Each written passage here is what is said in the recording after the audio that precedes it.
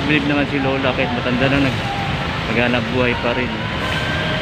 Huwag mo tanongin ang kayong mga gulay kung anong kung magkano ang mga presyuhan niya.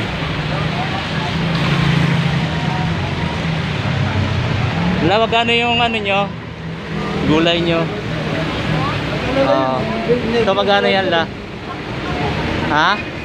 10. Itong ano la? 20 isang ano? Sige, ano? Magkano la yung kinikita nyo dyan? Ha? Kakunti lang? Magkano inaabot?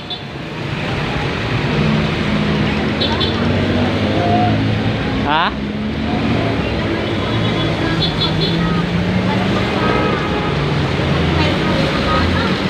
Tsaka ano? Yung gulay ngayon mahal, no? Ilang taon na kayo nagbebenta? Dekada na. Ilang taon na kayo? Ilan? 68? Buti malakas pa rin kayo lang, no? Ha? Anak, walang trabaho. Ganon? Wala naman nag-apo sa akin. Nako. Kaya pala hanggang ngayon nag-ano pa rin kayo?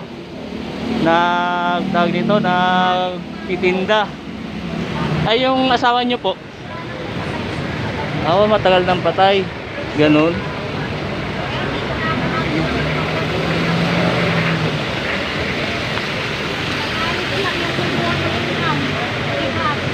Kung pakyawin ko lahat yan lang, magkano ang ano mo?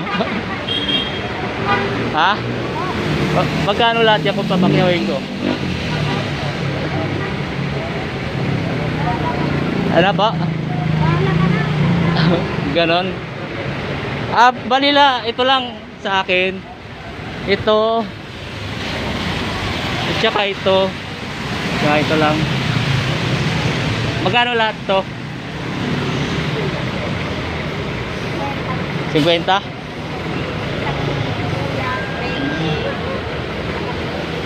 Ganon. 50 lang niyan lahat. Ito to. Ganon.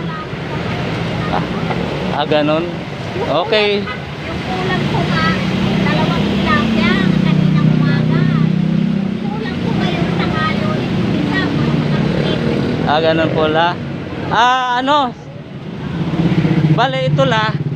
Ito lang yung sa akin. Ito na sa'yo. Sige la, kunin mo na to. Sige na la. Sige. Okay, ito lang sa akin la.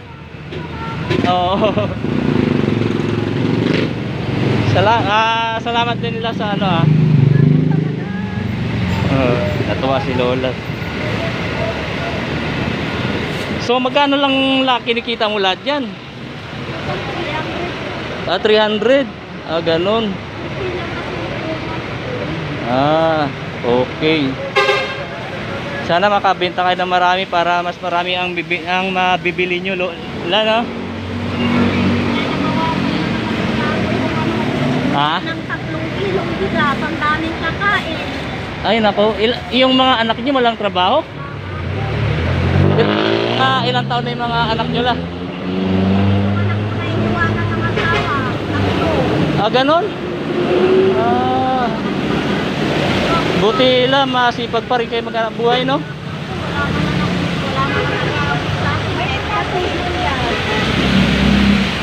Okay la. Okay, salamat la.